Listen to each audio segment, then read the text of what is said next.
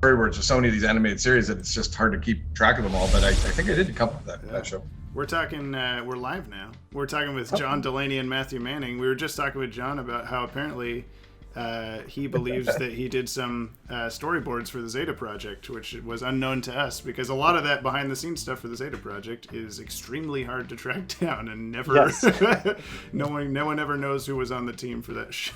So yeah, I've worked on so many storyboards for so many of the animated stuff that happened in the 80s and 90s and early 2000s that it's all become a blur, but I do recall doing a couple episodes. Yeah. Well, to introduce you properly, on the left here, we've got Matthew Manning, who is a writer on Justice League Adventures, as well as the recent Batman Teenage Mutant Ninja Turtles adventures from a couple of years ago, and a billion other things that I don't have time to list, including, like, what was that Batman Essential? The Batman Vault. I've got that one on my Batman shelf. Files or something like that, right? No, I did both of those. Okay. Yeah. Well, there we go. And then we've also got John Delaney, who was an artist on Justice League Adventures for several issues. Lately, when I've been posting that, hey, I'm going live on Tuesday to read this issue of Justice League Adventures, he'll be like, hey, I drew that one. So that's pretty fun. I do that on those ones. Yeah. He was also the main artist on Adventures in the DC Universe. And also a bunch of other stuff that I don't have time to list. Simpsons, blah, blah, blah. So thank you for being here, both of you. Thanks, man. It's good to be here. You worked together on Justice League Adventures number 14, which featured Aquaman and Poison Ivy. Let's just, I guess, right off the bat, talk to us about the process of making that comic. Like, I believe, Matt, that's your first published work for DC. Yeah, it was. Before that, I had been an intern for DC, and I interned for Dan Raspler and Tony Bedard, and then and so while I was there, I kept showing samples of trying to get anything published. And I remember Dan saying, "Oh, I don't have time to read a script, but send me a pitch for Justice League Adventures." And I'm like, "Oh, well, a pitch is way better than just reading a sample script." So he read the pitch and hated it. And then I said, "Can I just send you another one?" He's like, "I guess." And then he hated that. And then I sent him a third one, and he actually liked that one. So. And he said, "As long as we put on the cover a spoiler for who the bad guy is, I'm game." I know. Right. It kills me. I've got it here on my wall. Give it away. Silhouette. Yeah, I was actually just looking at that today, and it still bothers me. It's like, oh, why? Was that one of the many Butch Lukic covers? I think. Yeah. Yeah. Is it Lukic or Lukic? I always thought it was Lukic. Okay, I was gonna say maybe you guys don't I've know never either. But yeah, no, that's a great issue. I just read that on our stream a few weeks ago, and I'm always trying to do the voices as close as I can to the cartoon, and that's a weird one. Great, Oh, thanks. I don't know if you had caught any. No, you do. Especially your Green Lantern is spot on. I'm glad you said so. I know I'm bordering on racist with that one. I'm just on the edge. The guy's voice. Just go the guy's voice. There's no judgment here. I'm trying to channel my full Lamar. Robin. But yeah, that was a fun one to do just because Poison Ivy was never on the cartoon she was in like a cameo appearance in one episode, but she never was the bad guy. So it was kind of fun to do. Justice League characters and a Batman villain. You don't see that too often besides like Joker and stuff. So yeah, it was a good one. And I Aquaman. originally pitched it as Mad Hatter. And, Yeah, that would make sense too. I was told by Dan Raspler again that no, you can only control people with hats. So I'd have to have Aquaman wearing a little bowler cap. Well, I think that the shower cap. Wearing a Little starfish. Wearing a tiara in the regular comics, I think at that point. But Yeah. but I decided, I wasn't sure how to pull off her like little fish and top hats going down. Which, speaking of Matt, I know a little bit of trivia about you. Is you provided art for an Aquaman comic? I did. Yes. That same era.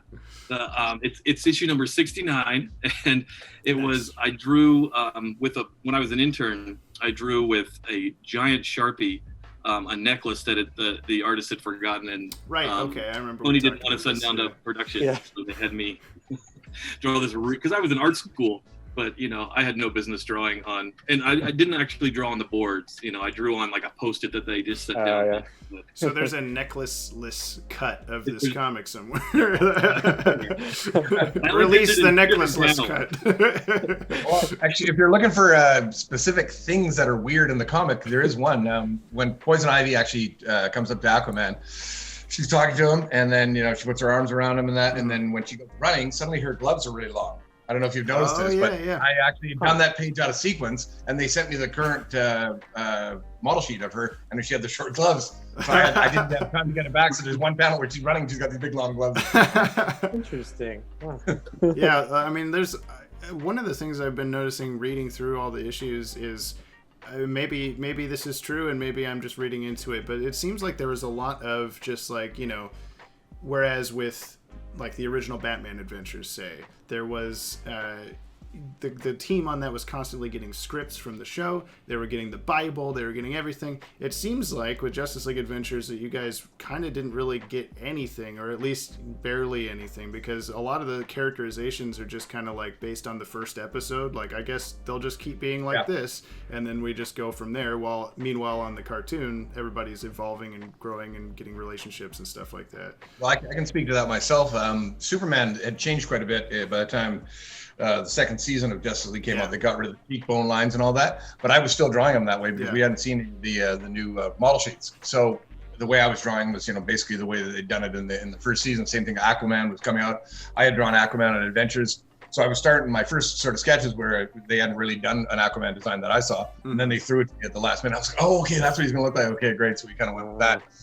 But yeah, so it was a real on the fly type thing. You'll see John sitting in the Watchtower, and he's like basically in that tube of videos. That's because that's what they were doing in JLA on the Grant Morrison run at that point. Right. Yeah. So that's why we had that, even though they didn't do that in the show. We hadn't really seen the episodes yet outside like limited sort of things. So it was definitely just trying to figure out what you were going to do that was going to look like the Justice League. Was that the case for you too, Matt? Like writing this version of Aquaman without actually seeing the enemy below that introduced him into Justice League? I can't remember now at this point if I'd seen it, because I'd watched. It was only 23 years ago or whatever. What the hell? Why don't you remember that? I watched all the episodes that had aired at that point. I'm not sure if I can't remember that. I was sent absolutely nothing for as far as like scripts or anything. When I worked on other things like Batman Strikes, I got a lot of scripts. Like I remember before the last season of Batman Strikes, they sent me the entire season of the show, so I could pitch for it that way. And there was still a variety of writers on that.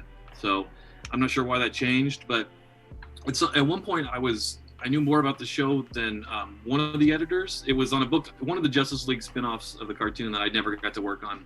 And the editor is a friend of mine, but he was, I remember pitching him an idea about, we'll do something with, Professor Milo. And and working, and he was like, "Oh, they wouldn't work with that." And I'm like, "No, that's actually from the cartoon, my idea."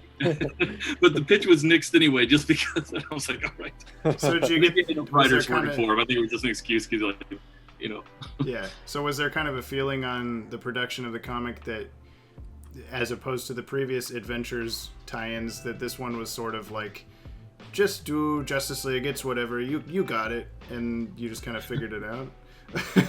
Or did your best? A little bit. I think they were they were doing I think at that point Raspler was doing all the Justice League books. And actually when I never worked with Tony Bedard. He had left DC by that point, and I think he'd gone over to CrossGen, and Steve Wacker was my editor. And I remember our first conversation, Wacker said, he was like, he's like, who are you? Because I hadn't interned it, he was like, why am I giving you a script? And I turned it in, and he was actually really happy with it. And he was like, you're not giving me anything to change. But then he changed a lot.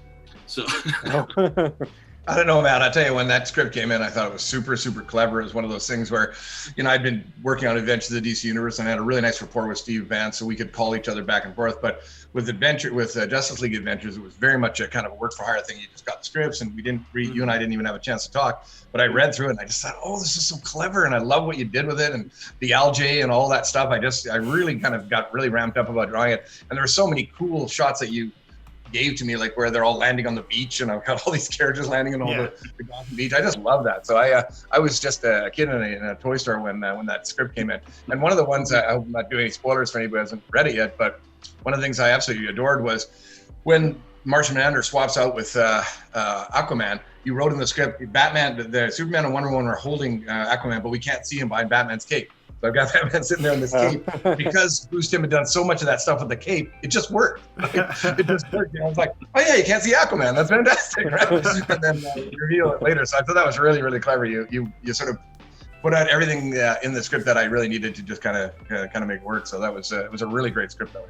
I remember actually, I don't know if we talked, I think we'd only talked maybe via email, like after the fact or something. Because I remember being happy that with the big beach scene, originally in the script I had Green Lantern carrying Batman in a bubble, and I think you decided to put him in his the jetpack thing. Yeah, the jetpack thing, which I was very happy with. I was like, oh, that's a way better idea because Batman's way more independent. That's a good. Yeah, a good I had a real thing about that with Batman. Same thing with Adventure in the DC Universe. Everybody always wanted to have Kyle Rayner, having Batman on a surfboard or something. I said that's not what he would do. Batman carries his own gear, man. He's always ready. He's either going to be in a ship, he's going to be in the jetpack. They had done the jetpack on the show, so I was like, oh, he's got to be in the jetpack. And it's a real thing with Batman that I never have him being carried by Superman or anything of that stuff. It's just, it's demeaning. Yeah. It's independent. He just wouldn't do it. I even love that bit that you wrote at the end when Flash is recuperating in the hospital and Batman's out the window and he's just standing there. Exactly what happens. No way you'd catch him in a bright lit, sunny hotel room. He'd never be doing that. So. Yeah, that whole beach scene is like one of the only times you see Gotham in the daylight in the DCAU. Oh, wow. That was a fun. I actually I'm finally binging Super Friends. I've never seen all the episodes before, and I enjoy watching it because it drives my daughters nuts. They're like, oh, are you watching this again? And then they end up sitting and watching it with me. But the animation's so funny. But there's actually an episode in, I think either season 1 or season 2 where they actually have a red tide. And they deal with the red tide in that. I was like, oh, I wonder if I watched this as a kid. Like that is. Oh, one Easter egg, by the way, for the issue, because I was just looking through it.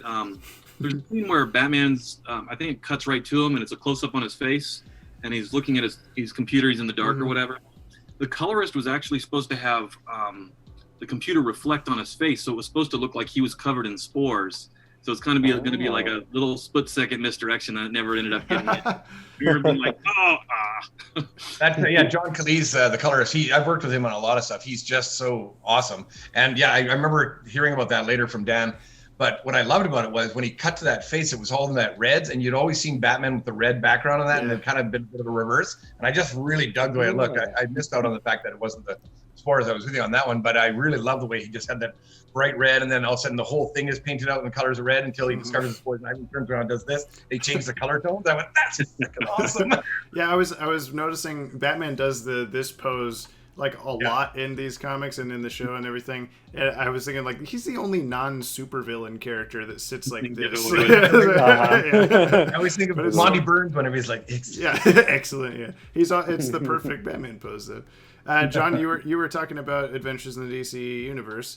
So transitioning from that to Justice League Adventures, you're going a lot more strict with being like on model to the cartoon. Can you talk about that process, like what it was like going from, I guess, just, not that it was like looser, but you had a little more free range probably with designing characters and stuff for Adventures than you did later. Well, they hadn't designed any of the characters other than Batman. Superman had just been designed, so we just had those, but Wonder Woman hadn't been designed, Aquaman, all those characters. So it was all based, it was this kind of weird amalgamation of the DC animated universe living inside the DC universe, because it was Kyle Rayner who was Green Lantern, Wally West was Flash, of course, as he was in Justice League Adventures.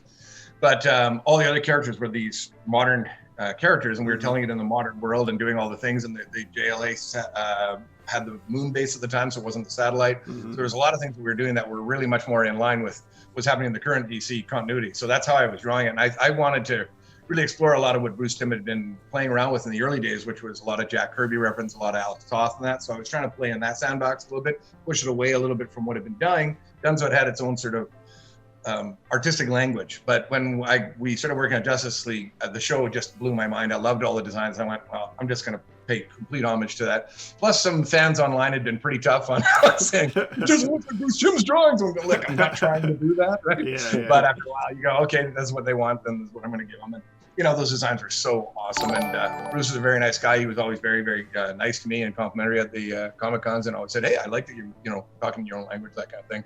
But I really wanted to be much more strict so that the fans were getting a direct correlation to what was happening on the screen. It was easy to do that with Adventures because there wasn't any screen. But when it was, I really wanted to mirror that and capture all those sort of subtle bits that they were doing in the animation with Batman's half smiles, and Superman always sort of looking up, and that. Right. Batman always doing this. Yeah. I mean, those designs on Adventures in the DCU, despite them being like basically retconned by the later stuff, are so ingrained in my head. Ted and I both got a commission from you at the Comic-Con. He got Kyle Rayner, I got Dr. Fate, because it's so like that. It's that, they're not the exact ones from the cartoon, but it's close enough, and it's like this one 90s version. Always the stuff between, Superman had come on the air, but Justice League hadn't started yet. That in between era, there's all these like Happy Meals and coloring books and all this stuff from that era that are so my childhood that it's so weird to then be like, oh, none of that actually happened or whatever. But I designed a bunch of craft dinner boxes. I designed a bunch of the stuff with Kyle Rayner on there and stuff like that, and that's just nobody even knows who Kyle Rayner is anymore. Well, yeah, I mean that costume recently came back in the Justice League versus the Fatal Five movie. There's a scene where she goes into the museum full of Green Lanterns, and Kyle's just Rebirth. Tiny in the background. Yeah, and like the mainstream DC Comics have brought it back. Yeah, I dig that costume. It's funny when it first came out, everybody the crab mask, and Daryl Banks got a lot of heat for that. People were saying, "Oh, you look like Sunspot or Sunfire," whatever the guy's name was, the X-Men and that. But I just dug it. I like the fact that he was such a different look from Hal and from John and all the other different Green Lanterns. So I remember really, really taking to it right away. He became kind of my Green Lantern, and for me now, whenever I think of Green Lantern, I always think of Kyle Rayner. I just kind of dig him. Yeah. Sure. It was a perfect art to get commissioned by you. Yeah, I love it. So, Matt, we talked to Tim Levins earlier during the stream, and he said hi, and that he enjoyed doing the Justice League Adventures with you, number 33, with Tim Drake's Robin. Yeah, I don't know, just bringing it up. He said it was a good experience. What are your thoughts on that issue? I loved it. We actually bought a page of that for my dad, because at the time my dad had a really bad drawing I did at his work. He just kept it on the whiteboard at his work, and I was like, like he's not erasing that. So I actually bought him the splash page from that, and they had it framed with my the script and the comic page itself, and it's still at their house. But it's it was great. Like, it was another good experience. My only problem with it was that it took me that long to get my second issue. So after my first one, I was like, well, these will be every week, Between number 14 and 33. Yeah, it took a while. It's actually kind of funny that we have you on, and you were on those two specific issues, because my main experience with Justice League Adventures, I brought this up on our streams about it before, but I wanted to get the comic. I didn't know it existed till it was already almost done, but I was taping every episode of Justice League as it aired on Cartoon Network, and on VHS tapes, because I'm old, not really. But so my parents bought me on eBay. They won an auction for just a stack of Justice League Adventures, and it was number 1 through 14 and 33. I have no idea why that big chunk in the middle was missing, but yeah, it was like the universe wanted me to read Matthew Manning, I guess. And a bunch of John Delaney.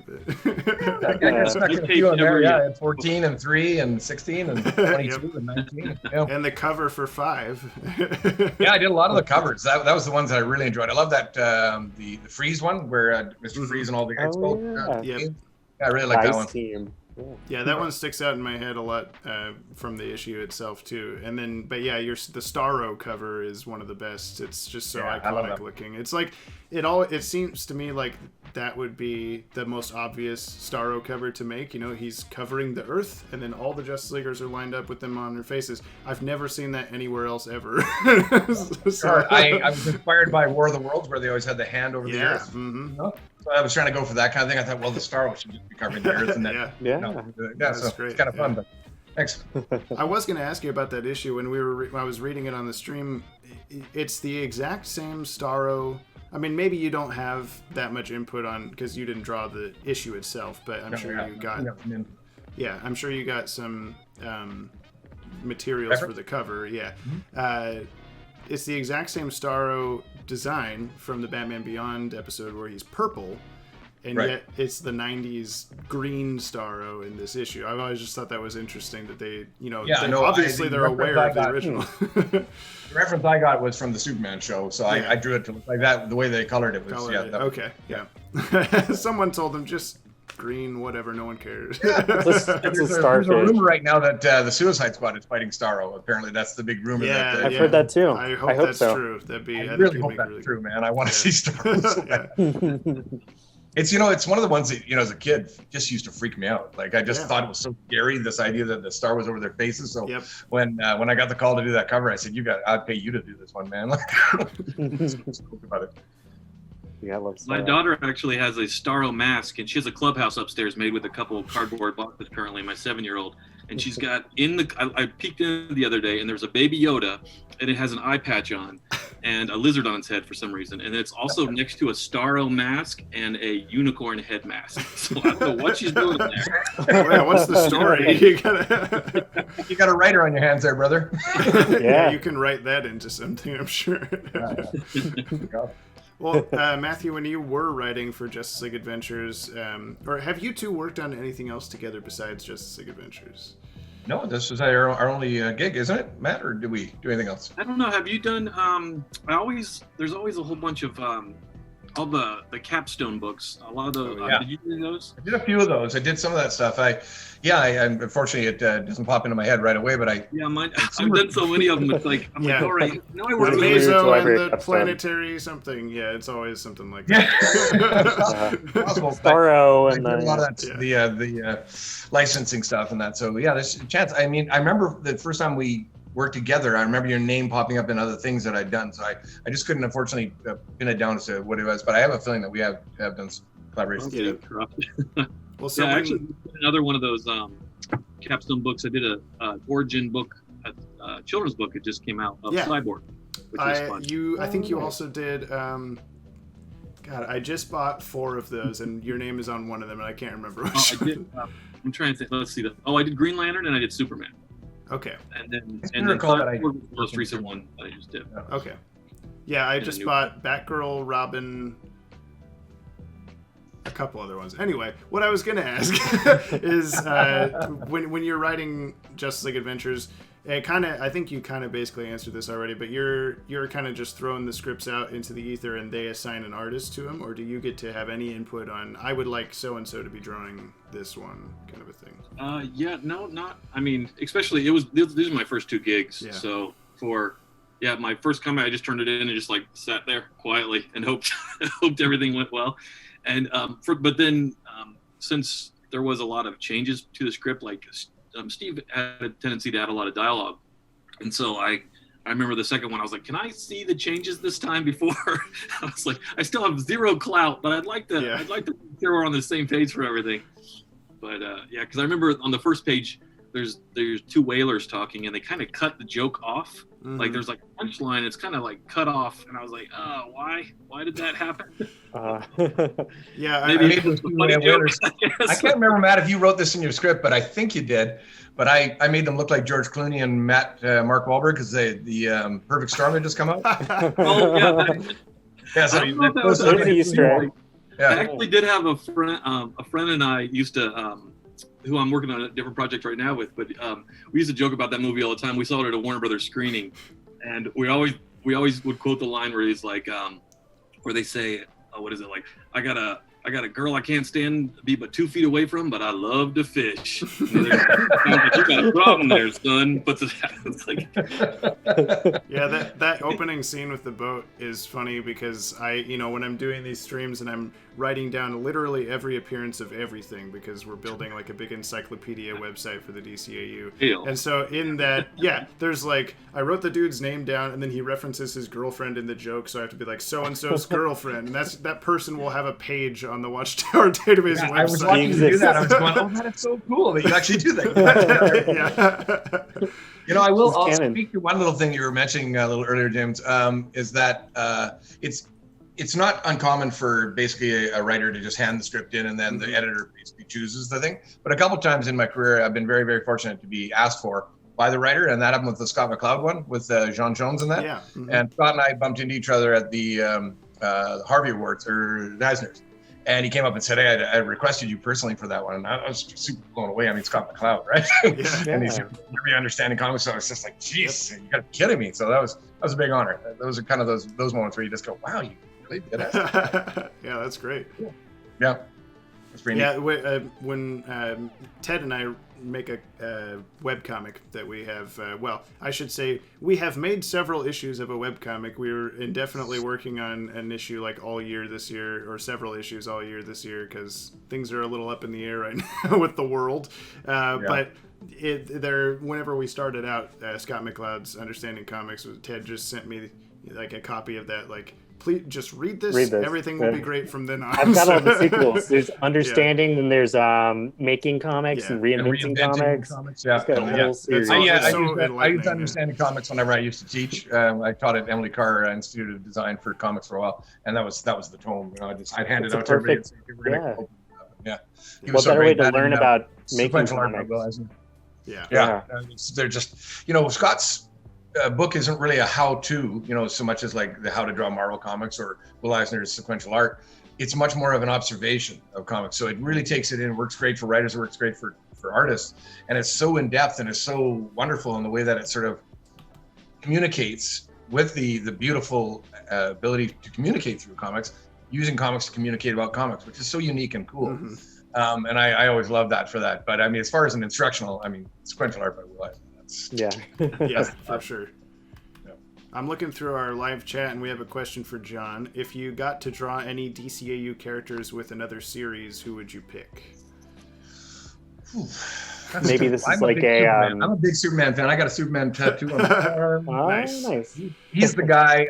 Anytime that somebody says you want to draw Superman, I'll take it. I'll do it. I love Superman. He's my favorite guy. But because I've never really drawn the Titans, I'd love to do the Titans. That'd be super cool. Just the little later day Titans where he's Nightwing and they're all a little bit more grown up and kind of more badass. I'd love to draw that. Yeah, it would fit the 90s aesthetic that you're good at. What about you, Matthew? Nice.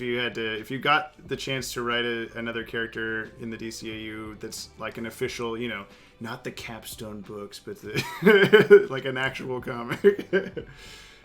I don't know. I'd probably just choose to do more of the original Batman in the animated series. I knew you were going to say that. Well, Batman is all behind. That's why I pick everything. Yeah. We were originally trying, after the Batman Turtles thing, we were really trying to get DC to do it, and we got just a little bit of interest, and then they were kind of like, I don't know if people would buy, an animated Batman book, and then one's doing very well right now, but it's also got some big names on it, Right. But, John and I were both down for doing I wanted to do self-contained little, the mini movie approach that the original animated series took, and I had some ideas that I would still like to pursue it someday. Yeah. Well, I always love seeing both of your guys' names on new, the capstone books or upcoming comics and stuff like that. I'm like, ooh, well, I have to get this one. So, yeah. I want to throw a shout out to John K. Snyder as well, the inker on this particular book that we did. He brought such weight to the line work and stuff like that, and you always hope that you're going to get a real, solid artist as an inker. Sometimes guys are a little bit more, a little too strict to the line. They go, I don't want to do something that's not in keeping with what the artist's intent was. John K. Snyder had this ability to just flourish with a brush, and every one of those pages, when Batman breaks through and those guys are surrounding him, if you look at all the weight underneath there, it's just mind blowing. Or again, the beach scene. He doesn't cop out on anything. He's got all those buildings, and they're all super thin lines and the big bold lines of Wonder Woman in the foreground. His stuff is just dynamite. I love working with John Kay. Yeah, whenever I'm going through the credits, before every stream, I'll go through and be like, okay, I'm going to plug, go find this person, which for you is always just your Instagram because you're like nowhere else that I can find anyway. Do you have a website? I would love to tell people about it. No, I'm just an Instagram guy. Okay. The less time I spend on social media, the better, for me. I enjoy this sort of thing, and I love meeting people at the cons and that. It's just, I'd far rather just be sitting drawing than spending a bunch of time going like this. For sure. Did you get... This is probably a weird question, but did you get any contact when the other John Delaney was running for president? Did you ever get mixed up? I can't tell you how many times people reached out to me about that. Yeah. I think Johnny was a Democrat. A lot less hate. No, I'm Canadian. I'm Canadian, so for me it was just kind of funny to watch that happening. And my brother is a real hardcore. He's has dual citizenship, and he's a big Republican. He kept phoning me up and mocking me about it. He's going, "He's a Democrat." I'm going, "Yeah, that's good." Well, if you run for president, just saying, you probably have to get dual citizenship or something. Yeah, I'd have to do that, or I think you have to be born in the United States. I'm a classic Canadian. You could always rule Canada. I'm built for that job. I'm always apologizing. All right, I've got a Matt question though. Yes. So you brought up the Teenage Mutant Ninja Turtle Batman Adventures crossover you did for IDW.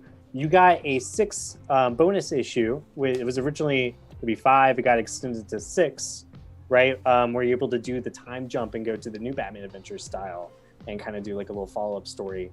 We've been thinking a lot about the Lost Years because of the Adventures Continue stuff with introducing Jason Todd and everything. So I want to ask your take on what the Lost Years looks like to you now. Or are you even up to date on the I am. I've been reading Adventures. I'd have to go back and look to see what all the continuity thing, because like even for our Turtles issue, it was written very I actually had I don't know if I told you about I had a completely different idea for the 6th issue originally, and I wanted it to still be in the Batman the Animated Series universe, like the original show. And the idea was it was going to be Bruce Wayne tracking down the Bruce Wayne of the Ninja Turtle universe. So there was going to be a Bruce Wayne there. I want to draw that. But like, he even turned into a weird animal. Well, the idea was more of like seeing in the other world, it was going to be like a happier Bruce Wayne, and like kind of I want to say. Let's see, what was Perchance to Dream? Is that am I getting the name right? I think you guys would be better than me.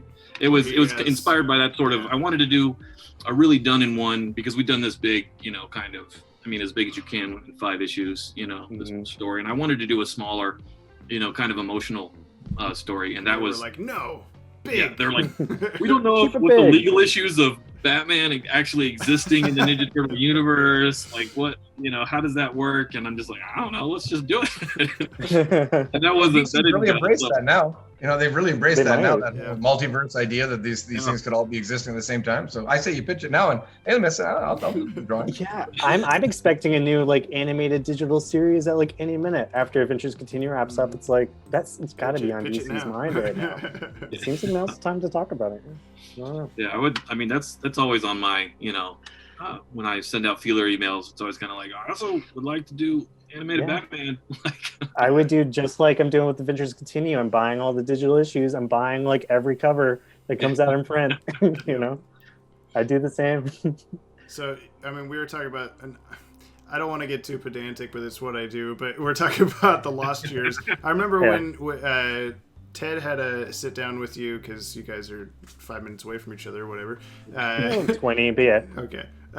Where you guys, it was interview we did on the channel where you were talking about that you liked that you were able to jump to the new Batman Adventures time, but in the Ninja Turtles world, it's only been like a couple months or something like that. Like time works differently or whatever. Yeah.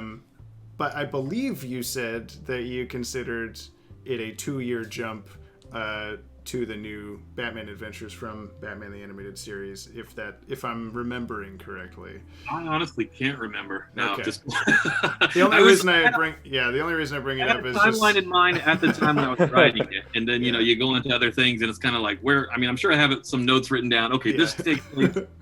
Like when I did. Oh, go ahead. No, well, I did the that book, The Batman Files. Yeah. Which is complete history of Batman, and it kind of combines all. It takes the Grant Morrison approach, which is every story counts, and every story happened, and I had to kind of figure out where everything went in the timeline. And that was actually kind of a similar thing that I was just doing anyway to keep track in my head when I was pitching stories.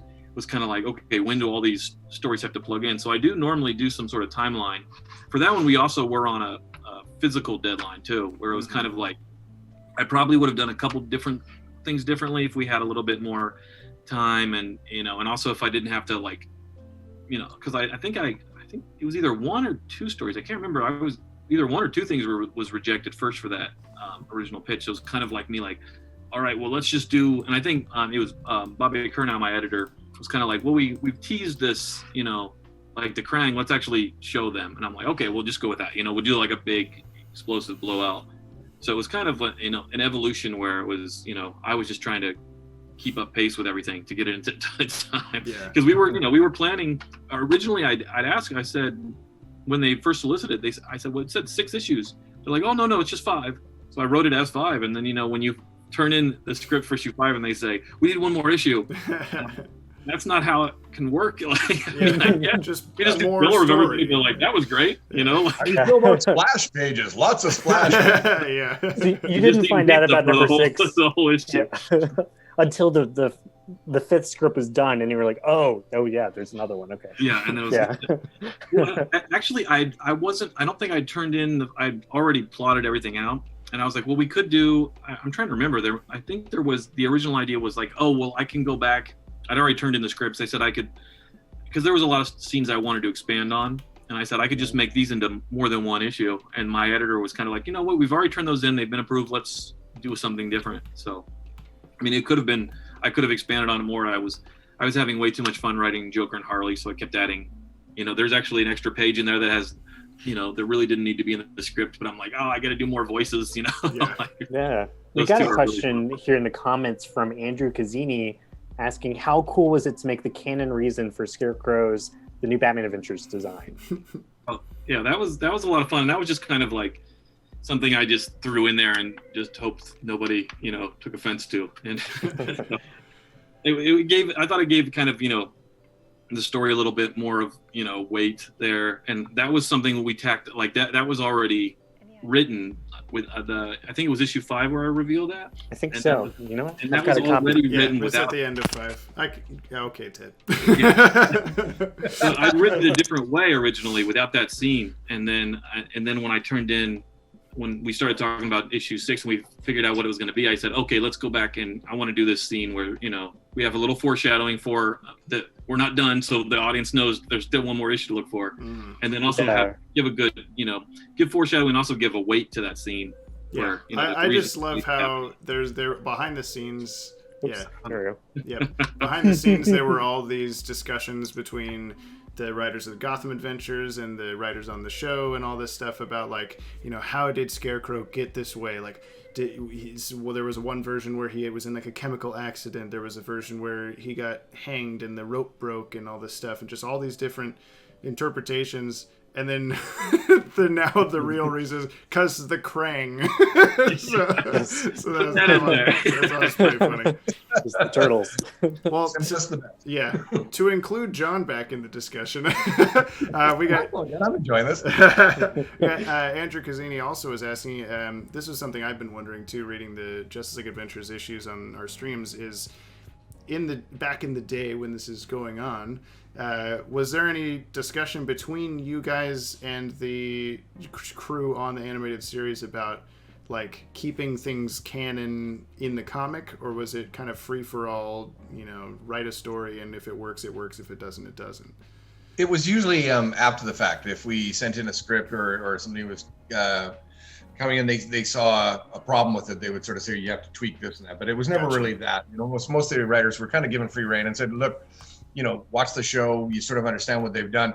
Again, one of the things that with the Scott McCloud one, he paid such beautiful homage to that opening sequence with John Jones and his people all being destroyed by the beings and all that. So we were able to actually, reference right to that. And I always loved that sort of stuff. The more that we could reference the existing canon that was on the show, the more I did it. And I tried to, when they're in the trophy room, you'll often see there'd be the Martian gun, or you'd see the Starro in the background, or I even put in my own reference. I put the Daxam suits in there from issue 3. So whatever I could find in the show that I could showcase and put in there, I would always try and do that. That was sort of my big takeaway. Was I really, as a fan of the show, as much as I was, I really wanted to put that stuff in there. Yeah, which you reminded me by saying that when we were reading that issue with the Daxamites, there was a question from the chat constantly about like the girl looks a lot like Power Girl. She's even got like the boob window kind of thing. And then I asked you later, and you confirmed that like, yep, that's totally what you were intending. I was definitely Power Girl.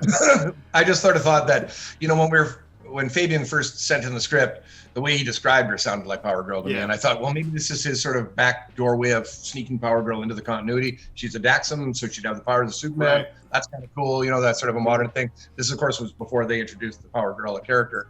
And so yeah, I definitely wanted to pay a little homage to that and kind of go, okay, so that she was the first one I designed, and I put the boob window, as I guess. But then they all get that. I put it on everybody because I thought, well, it's just a circle. An official word for that. No, that's what it is. It's just that. Well, I love that because I'm really hoping, like, you know, going through this whole thing, I've got sort of a cynical mind about it ending up being like, you know, canon to the cartoon by the end of it. Everything happened, like your Batman Files book, everything happened in some way or another, but, you know, whether this comic series officially, like I have any say in this, ends up being, you know, we'll do a Will It Canon episode on it or something like that.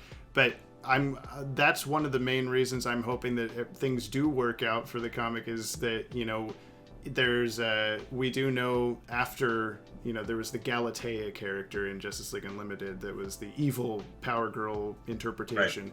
But then by the time of the Batman and Harley Quinn movie that Bruce Timm made a few years ago, they're in a restaurant with the Power Girl Jumbo Combo, and there's a waitress dressed as Power Girl. So Power Girl is out, the real Power Girl is out there somewhere. So I have to... Well, she's in Public Enemies, you know, in the Public Enemies animated movie, she's in that too. Yeah. So. Yeah. But I have to hope that, you know, maybe it's the Daxamite girl and she came back and now she's Power Girl. I think that's what I think. I'm with you on that one, James. Yep. And I'm hoping that there's a check in the mail from you. Right. I like an Earth 2 Power Girl. I like to think there's an Earth 2. I do too. I dig that too. That's actually my favorite origin of her. I'm with you 100% on that. Or the like ancient Atlantean descendant. How she's related to Ryan. It was really cleverly written, the way that they worked that into that. They were trying to sort of mesh this one sort of continuous world after Crisis on Infinite Earths. They wanted to make sure everybody existed in that sort of timeline. But the Earth 2 one just works. It's just such a cool idea. That's what Supergirl turned into in Earth 2, and that's what the Huntress is, the daughter of Batman and Catwoman. I just freaking dig that, man. I just think it's cool. Yeah. No, all of it's great. I really love all the original characters that are thrown into this stuff from both of you. It's like, you know, either they're completely original or like the Perfect Storm guys on the boat, or they're you know, interpretations of other characters that we hadn't seen in the DCAU before. Or in Batman Teenage Mutant Ninja Turtles case, Matt's in the background, running away in the crowd. In your life, yeah. John drew us in there. That was right. Fun. I put my friends in almost every comic. You got to. My friends in almost everything. Especially if you go through The Simpsons, I must show up in that comic a million times. I know that's self-aggrandizing, but I'm always in the background. You know. Yeah. No, I mean, like, not that our comic that we make is anywhere close to your guys', you know, status, but we did I think it was maybe issue 2. I put Ted and I in as like Watchtower personnel. Oh yeah, workers. You know what? I've got. Do you have yours, James? I do. We got these custom action figures based off us. Come on, that's the little awesome. Watchtower workers. Take his arm off. His head comes off. Yeah. Oh yeah, secretly Zeta robots. You know, speaking of designing original characters, when I think it was issue 19, I think it's the John Stewart centered focused issue.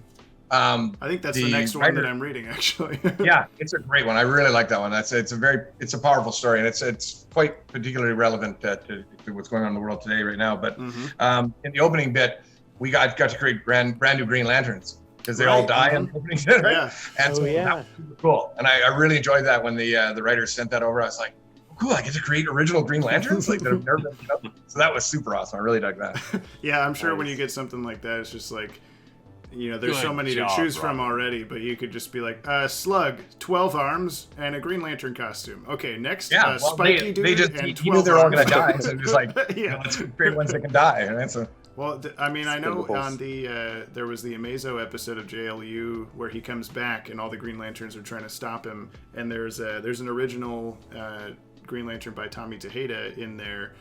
Who is just, had never existed anywhere else. Hirunan, I think, is the name of the character. So I'd love to, at some point, when we're not strapped for time, sit down and be like, okay, tell me the names of each one of these Green Lanterns so that the website must be perfect. Reminds me of Dustin Nguyen. Oh, sorry, man. Go ahead. I'm sorry. I was just going to say Dustin Nguyen did a really amazing Green Lantern cover for the Justice League Beyond, one that he did where I believe his kid actually designed the Green Lanterns using crayons, and then he made that into the cover. Go ahead, John. I'm sorry. No. I was one of the things that was kind of interesting. There's a bunch of online websites devoted to Green Lanterns, and all the ones that I created are actually in that in the list. So I was like, oh, these guys actually they're sort of canon now. I guess that's funny. We've also I'm gonna they're red ask, shirts. Oh yeah, pretty much. Green shirts, yeah. So I'm going to ask the question that I brought this up before we started the live stream. Our guy Maddie on the channel, he wrote a question for you, John, that he wanted me to try to reword because it was from his personal perspective. But I'm just going to read it exactly how he wrote it. No, don't do that. Okay, I'll paraphrase it a little bit. Okay, so basically it's about when we interviewed you for 5 or so minutes at the Emerald City Comic Con last year in Seattle. Maddie came back later to, I think, get some comics signed from you or get a commission or something. He revisited your table, and I remember. He asked you a question, and let's say he was intoxicated. It's the Emerald City. It's the Emerald City. Yeah. Emerald City. They bring you wine. Can I get a commission? Yeah, pretty much. So he said he asked you about something for Adventures in the DCU, and you had this great elaborate answer, but he both does not remember it and was not recording it so he says most of it went in one ear and out the other, and it's been bugging me ever since. I think it was something about a glass table. Does that ring a bell whatsoever? I think it was you drawing the first issue cover on a glass table. Oh no, I know what it is. What it is. This is actually it's kind of a funny story. So it was Kevin Dooley was the editor. He had just taken over from Casey Carlson. Casey was one of the most laid back, coolest editors I'd ever had. Just easy breezy cover girl. Hey, yeah, sure, whatever you want to do. Right. Kevin Dooley was the opposite. Kevin was very succinct. He wanted all these things, and he was really a taskmaster on getting things in on time, which is not really a bad thing for me. I'm usually pretty good about that. So I had booked a vacation to Mexico, and he calls me up and says, I got a Nightwing story. Well, I'm not going to say no to a Nightwing story, right? And I'm on my way to Mexico, and I know with Kevin, if I say I'm on my way to Mexico, he's just going to give it to somebody else, right? And I booked everything to me, and it's Nightwing. So I went, oh, cool, man, send me the script, right? So he sent it to me, and I'm in Mexico, and there's glass, the door is going out to the thing. I have the pages pushed up against there because I'm blowing things up and drawing it on the door at Mexico. I didn't want to tell him I'm not in town. So I didn't have my light table and everything. So I just had everything placed up, the thing, taped up, drawing of this. My girl at the time was just losing her mind. She's like, we're supposed to be enjoying it. I was like, I'll be right there. When I got it done, I sent it in, thinking he's never going to be the wiser. Gets the pages. He goes, hey man, these look great, but are you in Mexico? And I didn't realize. Right? Get that accent. Yeah. No, what are you talking about? Yeah, you would have taken it over. I think I was there for that story. I don't know. I remember. Maddie doesn't even remember you being there. Hey, it's better than his Gail Simone story, so it's fine. He doesn't have a Gail Simone story. Yeah, correct. Yeah. Well, awesome. Let's see. Was there anything else from our questions for you guys? I kind of had one more for Matt. Okay. It was about the character Tim Drake. Right. Okay. Because again, from the Justice League Adventures issue number 33, he's the main character of that. He's the main character throughout the new Batman Adventures, and only as of the Adventures Continue do we know that Jason Todd was even around during this time. And so I guess my question is, what about Tim Drake makes him such a compelling character in contrast to it? And because I know you got your Batman start as he was the main Robin throughout the 90s. So yeah, I don't know. Tim Drake. Just put a question mark at the end of that. Tim Drake. He might be my favorite character, I don't know. Like, not as much. I mean, like those original comics, those Robin miniseries like meant the world to me. You know, when The I Chuck was Dixon ones? yeah, Right? and right after Batman Year 3, you know, when they did the whole Lonely Place of Dying thing and all that stuff. That was because that came out right when the '89 Batman movie came out. So I have all these great memories of going to the comic shop, and that was brilliant marketing on DC's and, you know, Denny O'Neill's, you know, like that was a great decision from them, just because there were a lot of kids like me that were going to a comic shop for the first time because there's all this Batman hype, there's T-shirts everywhere, and there's, you know, oh, you're in at the ground floor, you're in with Tim Drake. So Tim's always been a huge a huge part of my life, you know, growing up with comics and stuff. I used to write, I remember my senior year in high school, we had to write journal entries. We could write a story or we could write, you know, whatever we wanted. And the whole year was one long Tim Drake story, which I bet was just awful. You know, like, I know it involved, like, you know, him like with like girls with flowing hair, you know, because, you know, I'm a high school kid. And but yeah, I mean, I just love that character. So when I got the, you know, chance to, we can put him in the animated universe, you know, I mean, in the Justice League, you know, because he's already in the animated universe. And so he had met Superman before in the nighttime episode, so it was kind of a cool parallel to see, like, okay, well, now he gets to meet the entire team. Yeah, and it was fun just to, like, you know, I did a lot of, I got to have him, because there's a lot of different sides to Tim Drake, and you have the side that is more the fun-loving Young Justice side, you know, but then you also have the very, you know, trying to be just like Batman. So there's a scene where he's just standing in the shadows in the corner when they're visiting, I think, the warden at the prison.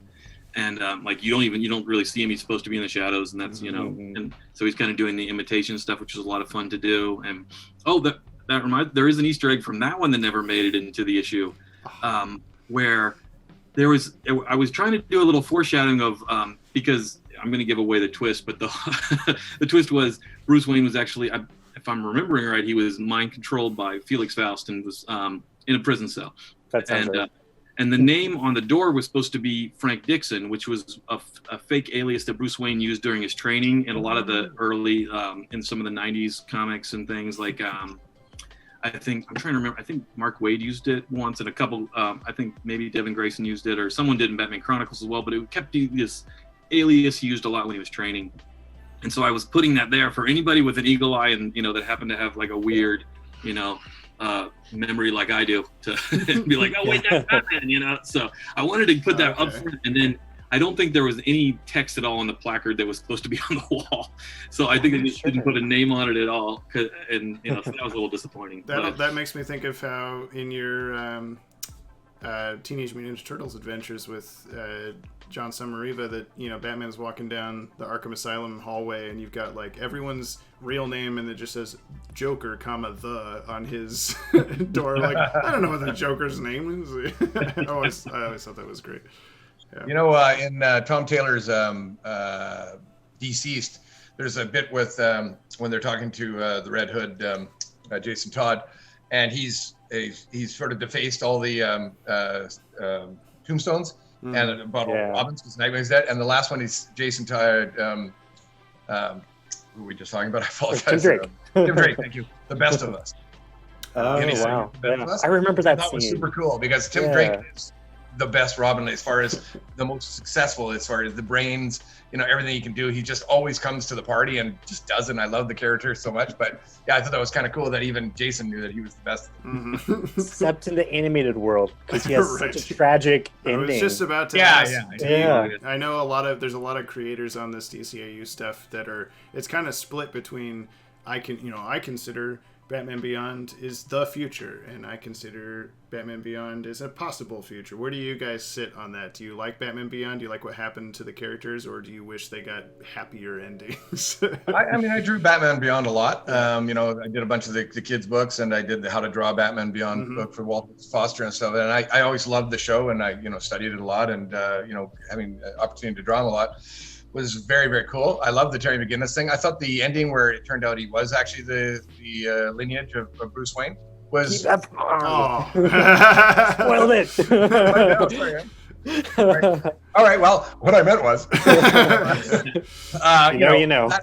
That just felt a little tacked on. It didn't you know, I didn't need that for me to like that character. Like I already liked the character. They did it beautifully, and it's beautifully animated. Like that final episode is one of the most beautifully animated ones, especially with the Batman sequence with 10 and all that, but not 10. Ace. Yeah. I know what you meant. And that was just beautifully handled and gorgeous, and you know, but like I said, I really didn't need that for that to tie the whole thing together, but it was nice. You know, it was okay.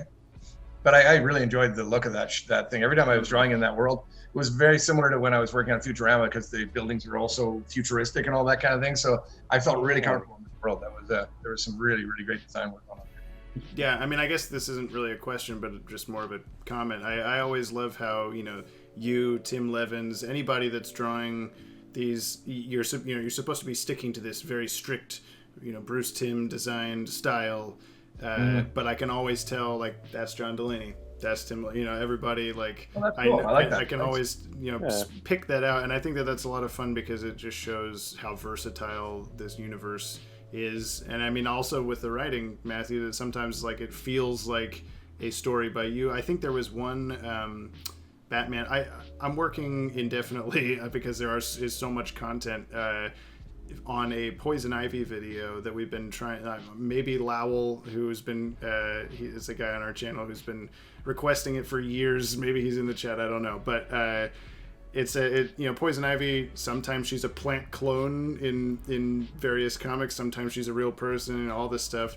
And you know, I'm supposed to be trying to track her entire you know, start to finish lineage. And there's one. I think it's written by you, Matthew. There's a Poison Ivy, one of the capstone books that she is very, like, I don't know. It felt very correct, I guess, is the way. What I'm trying to say is, like, there's writers like you that pay attention to the lore and, like, this is what this Poison Ivy would do and stuff like that. And then there's ones that are just like, we just read a Wonder Woman book this morning in a choose your own adventure kind of thing, and we're just waiting for something to stick out as like, well, this isn't DCAU canon or whatever, and it was just like, so all of a sudden just like, and then Wonder Woman telepathically communicated with birds, and we're like, okay, well, I guess that's not I mean, we didn't see her not that's true, I suppose.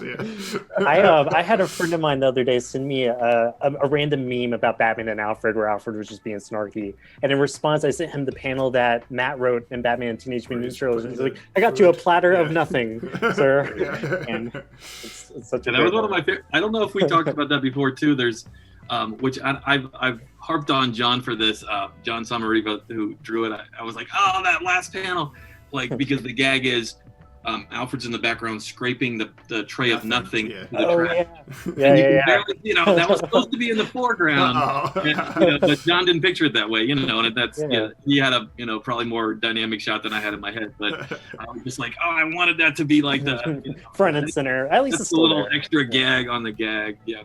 Matt, what's your take on the future of Batman? Is Batman Beyond your ideal world, or probably not? I don't think I have an actual ideal future. I mean, you know, besides, you know, I really love, it's not the most optimistic, but I love Dark Knight Returns, because that's one of the comics that I've read a billion times. And then as a kid, I grew up, I remember buying the, it was the, what was it, the slipcase edition that they had. It was actually signed by Frank Miller, and that was like my big purchase. And I read that thing in the back there. And it had like the cloth bookmark. And I actually had, I went to SVA, School of Visual Arts, and Klaus Janson was one of my teachers, so I had him sign that, you know, and all. Nice. And so that's always kind of an official future to me, if you can get an official one. But I feel like I love the idea of multiple futures. I think every writer has their own particular future. Scott Snyder definitely has one, and, you know, Tom King definitely has one that he's been approaching lately. And so it's kind of, I think that's really a lot of fun. I remember loving those Armageddon 2001 futures that were just like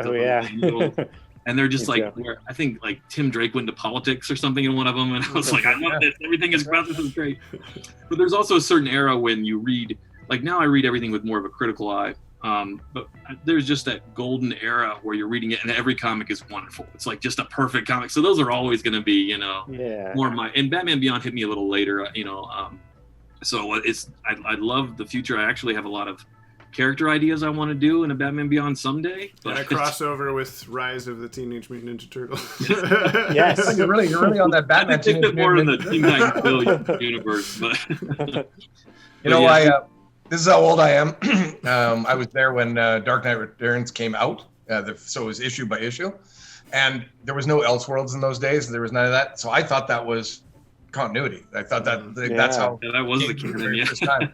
And I was reading this going, oh my gosh, like this is blowing my mind. I couldn't get over it. And him and Superman fighting and all that stuff, it just absolutely blew my mind. I started working, I was working in animation at the time. I started working up on designs so that looked like that because I really wanted to pitch an idea of doing, this has got to be a movie. And we were now all that's what everybody does when they do Batman is Dark Knight Returns. And I that was when it was so cool that you didn't have to do that. And I kind of love the idea that, you know, as much as I love the Elseworlds comics, I just think putting that stamp on it automatically says, oh, this is not really happening. Well, it should always really happening. And I think to Matt's point a little earlier about what Grant Morrison says, that all these stories happen.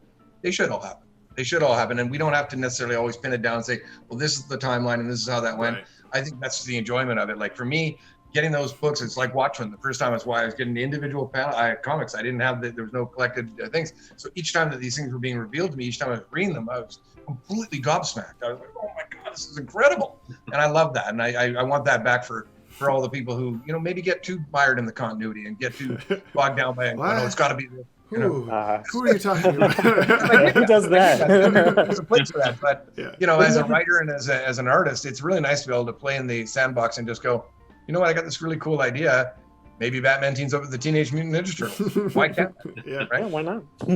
It's the only Nickelodeon. You didn't really get too Warner heavy Brothers. into continuity though until like we had the Lost Years time jump, and then Justice League Unlimited was so self-referential. Mm-hmm. But yeah, that's. But I loved in those first when they got into Justice League Unlimited, and suddenly, you know, Plastic Man is showing up, and you know, Booster Gold, and you know. Those are just such great ideas and great stories. And finally, you know, I remember talking to Bruce Timm about this, saying, oh, you know, he says, yeah, you guys are doing the adventures in the DC universe. He goes, we'd never do that as an animated thing. Just imagine all the different backgrounds and all the different character designs. No way, I'd never take that on. Like years later, there it is.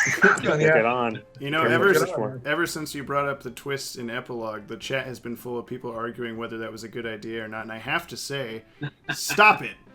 We're not talking about this. We're not supposed to talk about this. But I'm also sorry for bringing that up. What's the first rule? I forget. I've been trying so hard not to swear that all my function has been don't swear. Oh, that would be fine, honestly. We've been swearing all day. I was going to mention with the Dark Knight Returns, we did a panel earlier, me and YouTuber Brown Table. He came on. We were ranking every animated Batman. I say every, I did forget, I think 3 of them. But we had our S tier, you know, the very top was Batman the Animated Series, Batman, which has continued to, you know, all the other shows, Batman Beyond Batman, and then the Dark Knight Returns animated movie, which is essentially just the book in cartoon form.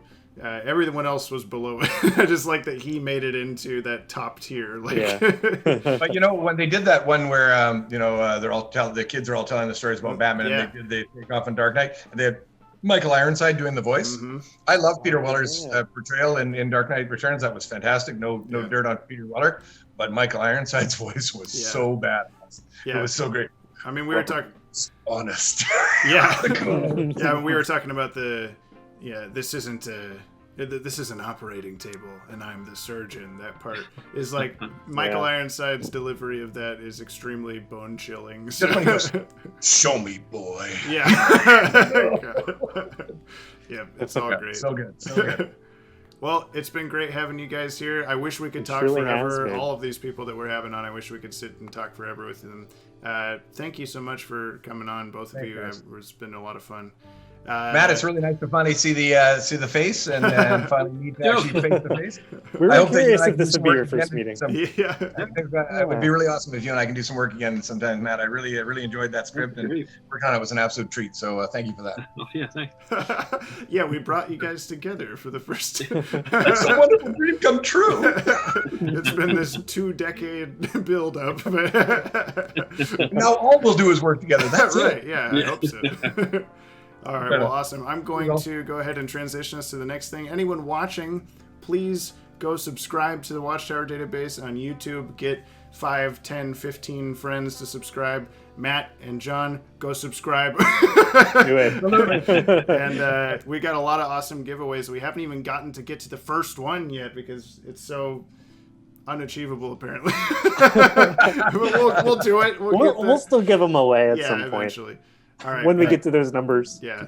Thank you guys so much. I would like those toys, please. Thanks again. Yeah, thank you guys.